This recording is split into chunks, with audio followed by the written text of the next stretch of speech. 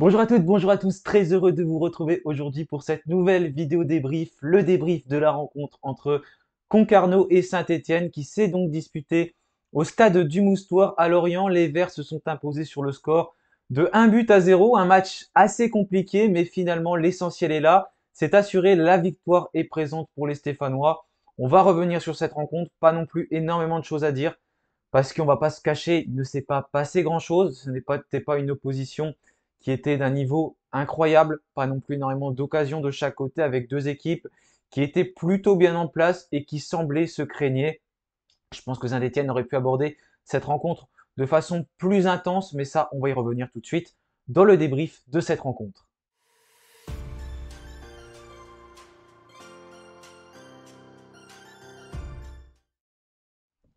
Et oui, pour commencer, on va déjà faire la composition que Laurent Batles a mis en place. C'était un 4-3-3, une composition qui est assez classique désormais pour le coach stéphanois, puisque c'est la deuxième fois qu'il l'utilise d'affilée et en fait rien n'avait changé par rapport au précédent match, puisque c'était les mêmes joueurs que lors de la victoire en terre cannaise. On retrouvait Gauthier Larsonneur au cage, sur le côté droit Denis Sapia, à gauche Léo Petro. En défense centrale, c'était Dylan Batubinsika et Anthony Briançon. On va pas se mentir, cette défense, on ne l'a pas non plus énormément vue étant donné que Lorient, non c'est pas Lorient, c'était à Lorient, mais Concarneau ne s'est pas procuré de nombreuses occasions. Il y en a quand même eu quelques-unes, notamment une frappe sèche qui a été très bien détournée par Gauthier Larsonneur en première mi-temps, mais sinon Concarneau n'a pas véritablement été dangereux. Saint-Etienne s'en est plutôt bien tiré et a plutôt été bon défensivement. Sur les côtés, on retrouvait donc Mathieu Cafaro à droite et Stéphane Diarra à gauche. On va y revenir dans quelques instants. Le milieu de terrain, Lamine Fomba, Florian Tardieu, Benjamin Bouchouari. Et enfin, en pointe de l'attaque, Gaëtan Charbonnier qui a vécu un match une nouvelle fois très compliqué. Donc Saint-Etienne est plutôt, on va dire, pas forcément bien rentré dans son match. C'était une opposition assez équilibrée au départ. Comme lors de la rencontre contre Caen, on n'a pas mis un pressing très intense dès le début du match. On a attendu 20-25 minutes avant de vraiment rentrer dans ce match et à mettre le pressing. On en parlait pendant le live d'ailleurs qu'il fallait mettre peut-être plus de pressing, peut-être aller plus sur les adversaires. Parce que là, c'était Concarneau. Clairement, on y allait avec les ambitions de gagner. C'était notre volonté durant ce match. Voilà l'occasion de faire une belle opération. D'ailleurs, on l'a faite cette belle opération parce qu'on est remonté huitième au classement. Huitième, on était septième, on est repassé huitième au classement. Mais voilà, il faut les mettre clairement plus d'intention. On a mis longtemps à rentrer et quand on l'a fait, ça a commencé à être dangereux. On l'a déjà vu en début de match avec notamment Stéphane Diarra, qu'on a trouvé deux, trois fois sur son côté gauche et qui à chaque fois a mis en danger la défense de Concarneau. Et au bout d'un moment, on est un peu plus sorti, on est allé plus au pressing et ça nous a permis tout simplement de se procurer plus des situations que des occasions parce qu'il n'y a pas vraiment eu de frappe très dangereuse côté stéphanois, mis à part le but de Ibrahim Sissoko en deuxième mi-temps. Mais à un moment donné, on a obtenu plusieurs corners, des coups francs, voilà, des choses qui ont mis plus en danger Concarneau, qui était plus perdu sur son terrain dans son système en 4-4-2 au bout d'un moment. Mais sinon, cette équipe nous a mis globalement en, pas en difficulté, mais j'ai envie de dire si en difficulté pour se créer des situations, notamment en première mi-temps, parce qu'on manquait clairement de mouvement, clairement de rythme, et on passait peu sur les côtés, on trouvait peu Mathieu Cafaro. Et quand on a commencé à le trouver, ça allait mieux. Au milieu de terrain, c'était difficile, notamment de gagner des duels. Benjamin Bouchouari, qui a l'habitude de bien ressortir les ballons, s'est retrouvé plus en difficulté. En première mi-temps, je parle, parce qu'en deuxième, il y a des choses qui ont changé. Florian Tardieu, on l'a moins trouvé également. Et Lamine Fomba, je sais que ça a fait quand même pas mal débat, notamment Adri de la chaîne YouTube Total ASSE qui disait que il a bien aimé la mi-temps de Lamine Fomba. J'ai eu plus de mal. Il était bien devant, notamment sur le pressing quand on a commencé à presser. Et je trouvais quand même qu'il perdait des duels au milieu de terrain et on a vraiment eu du mal à avoir la mainmise sur ce milieu de terrain. Et c'est ce qui nous a pas permis aussi de beaucoup trop nous projeter vers l'avant. Là où il était mieux, c'était vers la 20-30e minute. Et comme par hasard, c'est là où on était meilleur dans nos situations offensives. Après, petit à petit, voilà, Concarneau s'est un peu remis dedans. Mais globalement, le score à la mi-temps de 0-0, il est assez logique et la plus grosse occasion, comme j'avais dit, elle avait été de Concarneau. On se dit, quand on voit ça, ça a été dur pour nous, Laurent Batles va faire des changements à la mi-temps. Non, Laurent Batles a décidé de ne rien changer et de repartir avec les 11 mêmes acteurs sur le terrain, même Gaëtan Charbonnier qui a vécu un match très très compliqué. Encore une fois, il a touché peu de ballons, peu présent dans les duels. Voilà, ça a été compliqué, il peine à peser sur la défense, mais ça, comme je l'expliquais, aujourd'hui, Gaëtan Charbonnier, il ne faut plus le mettre titulaire. Pour moi, il faut le faire rentrer durant le match. J'en parlais déjà il y a un mois et demi, 2 mois avant le début de la saison. Mais c'est un joueur qui, on voit, arrive à peser sur la défense. Quand il rentre, on le voyait l'année dernière, c'était notamment le cas avant qu'il se blesse. Mais quand il est marqué, c'était souvent en fin de match.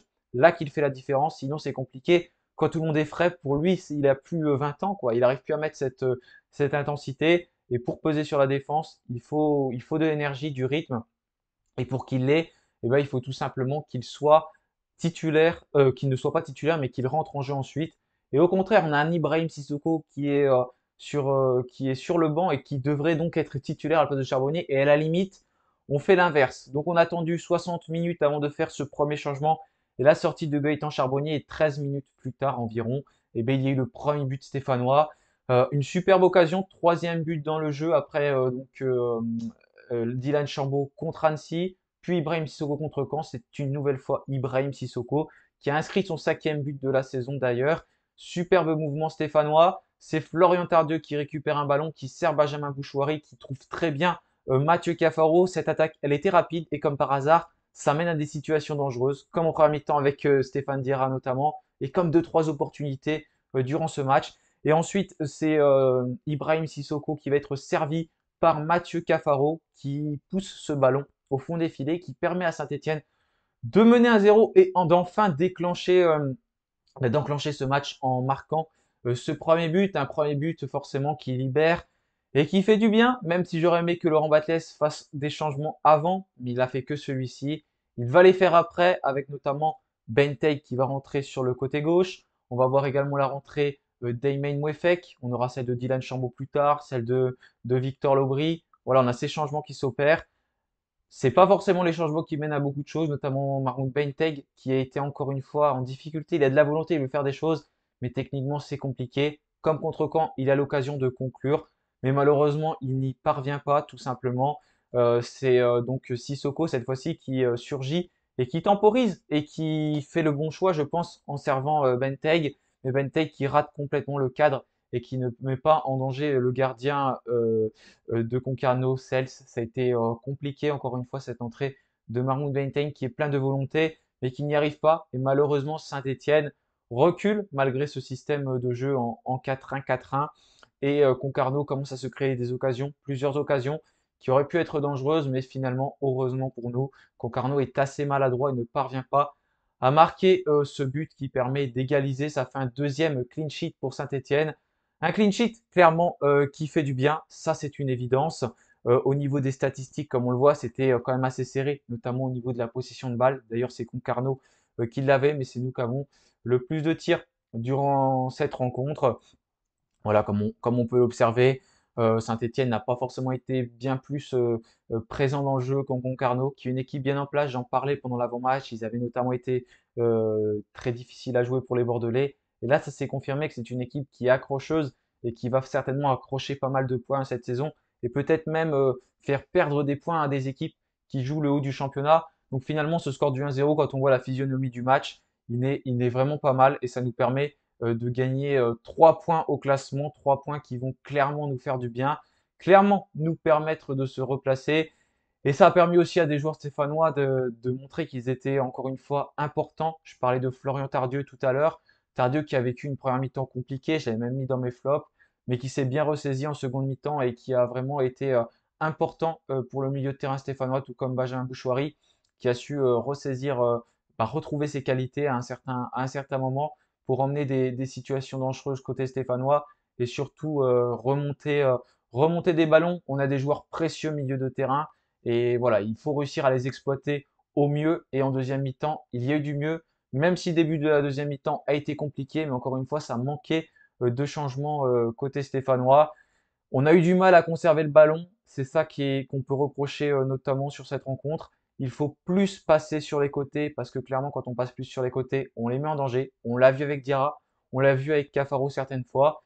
Des fois, j'avais du mal à cerner le système de jeu. On était un peu en 4-3-3, en 4-1-4-1. Et parfois, j'avais même l'impression qu'on avait un système en 3-5-2 quand on était dans des phases offensives. On repassait un peu à ce système. Et c'est très bien d'avoir un système qui est un peu hybride parce que c'est ce qui peut mettre en difficulté. Mais pour ça, il faut réussir à jouer plus rapidement, à jouer en une touche de balle, ce que je reproche encore actuellement à Saint-Etienne. On a toujours du mal à jouer vraiment rapidement, à avoir des combinaisons rapides. Et là, quand Concarneau, avec un bloc plus bas à un certain moment, ça a été compliqué pour nous. Et quand ils sortent, c'est à nous de savoir exploiter des contres, ce qu'on a superbement bien fait sur le but de Sissoko. Donc au niveau des autres résultats, parce qu'il y a eu des autres matchs, donc il y a déjà Auxerre qui avait gagné à 3 sur le score de 2 buts à 1.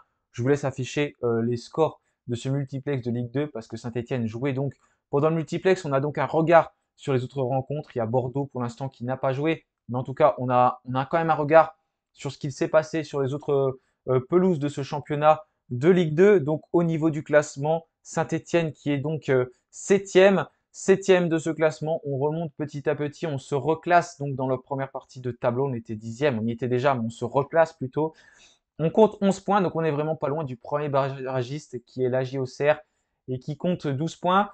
On a joué pour la deuxième fois consécutive à l'extérieur. On va enchaîner avec un troisième match, ce sera sur la pelouse de 3 du Stade de l'Aube, donc la semaine prochaine, samedi prochain à 15h, avant de retrouver Geoffroy Guichard contre Dunkerque, puis contre Ajaccio. Geoffroy Guichard qui sera à huis clos partiel après ce qui s'était passé du côté de Rodez. En tout cas, on a gagné pour l'anniversaire de Laurent Batles, donc ça fait toujours plaisir. C'est des points qui nous permettent tout simplement de nous replacer au classement.